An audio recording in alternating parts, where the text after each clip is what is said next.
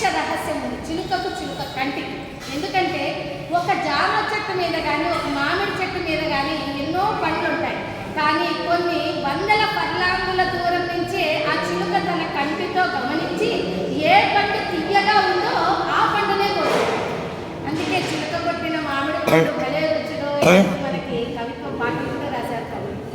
ఇలాగా అంటే ఆ కంటితో చూసి ఆ పండు తియ్యగా ఉంటుంది అంటారు. మనమైతే ఏం చేస్తాం, 4 పండ్లు తినేది సరే ఈ పండు బాగాలేదు మనం తిని చూసి చెప్తాం. 4 పండ్లు తిన్నాక ఇంటికి 4 బాగాలేదు ఇంకా 4 తింటాం పండ్లు అంటారు కదా, మనం తిని చూసే చెప్తాం. కానీ చిలుక కంటితో చూసి చెప్తుంది అనమాట. ఆ విధంగా ఆ చిలుక కంటికి విశేషమైనటువంటి రహస్యం ఉంది. కనుకనే అమ్మవారు ఓ మనోహరి, నా దేవాలయానికి వచ్చే వేలాది భక్తులందరినీ నీవు చూడు, నీవు కంటితో కనిపెట్టు. ఆ భక్తులు 100% భక్తులా, ఆ భక్తులు 75% భక్తులా, ఆ భక్తులు 25% భక్తులా అని ఎవరికి ఎంత భక్తి ఉంటే నీవు నాకు చెవులో చెప్పు, వాళ్ళకంత ఫలాన్ని ఇస్తాం.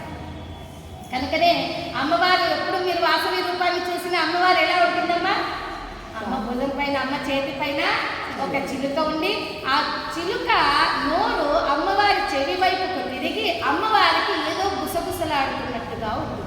అవునా, ఏం గుసగుసలాడుతుంది, పలానామె ఎంత భక్తి ఉంది, పలానామెకి ఎంత భక్తి ఉందనే చెప్తుంటుంది అమ్మవారు. ఆ భక్తిని కొద్దే ఫలం ఇస్తుంటుందమ్మ. దాన్ని మోక్ష ఫలం ఏమంటామమ్మా, అలాగా మోక్షాన్ని ఇచ్చేటువంటిదిగా మారిపోయింది ఈ చిలుక.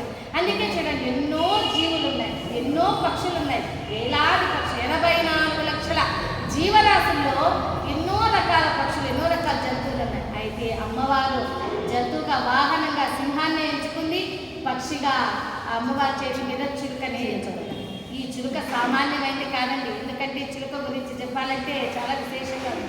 మనకి ఈ రోజున భాగవతం ఉంది అంటే అది చిలుక కారణంగా. శమీకుని శాపం కారణంగా పరీక్షిత్తు మహారాజుకు ఇక 7 రోజుల్లో మరణిస్తాడు అనగా అప్పుడు ఆయన చిలుక ముక్కు ఉన్నటువంటి సుఖ మహర్షి చేత భాగవతాన్ని విని ఆయన కృతార్థుడయ్యాడు. ఆయనకే కాదండి 7 రోజుల్లో మరణం, మనకు కూడా 7 రోజుల్లోనే మరణం. భయపడకండి, 7 రోజులంటే ఏదో 4 రోజులు అని నేను చెప్పట్లేదు.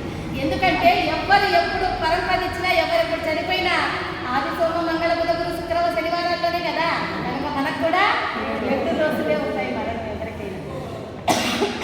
ఇలాగా ఆ చిలుక ముక్కు అంటే సుఖ మహర్షి కారణంగానే, చిలుక ముక్కు కారణంగానే భాగవతం ఈనాటికి. అంతేనా, మనకి ఈ రోజున రామాయణం ఉంది అంటే కారణం గుడ్డిగా చిలుక అని చెప్పేసేకండి కదా, నేను చెప్పాను కదా. ఎందుకంటే బోయవాడుగా ఉన్నటువంటి రత్నాకరుడు అనేటువంటి ఆయన 2 జంట పక్షులు ఉన్నప్పుడు చెట్టు మీద ఒక ఆడపక్షికి ఇది బాణం వేయగా అప్పుడు అది పెట్టిన శోకం, ఆ శోకం పెట్టిన పద్యాలైతే శ్లోకాలు అయ్యాయి, 24,000 శ్లోకాలుగా అయ్యాయి. ఆయన రచించాడనమాట. వాల్మీకి మహర్షిగా మారిపోయాడు. ఆయనకి ఏమీ కూడా తెలియనటువంటి వాడు రామ అనేది రాక మరామ రామ రామ రామ రామ రామ నా వెనుక నుంచి ముందుకు మరామరా అంటూ కూడా ఆయన రామ రామ అనేటువంటి పుణ్యాన్ని సంపాదించుకున్నాడు. మనం కూడా నిజంగా ఎంత భాగ్యవంతులమో కదా, ఆ బాలరాముల వారు అయోధ్యలో ప్రతిష్ఠింపబడ్డారు కనుక మనం కూడా చాలా అదృష్టవంతులు. ధర్మాత్మ స్వరూపుడు, ధర్మమూర్తి. ధర్మం ఏ విధంగా ఉంటుందంటే రామరూపంలో సాక్షాత్తు అలాగే ఉంటుంది. జై భలో వాసవి మాతాకి.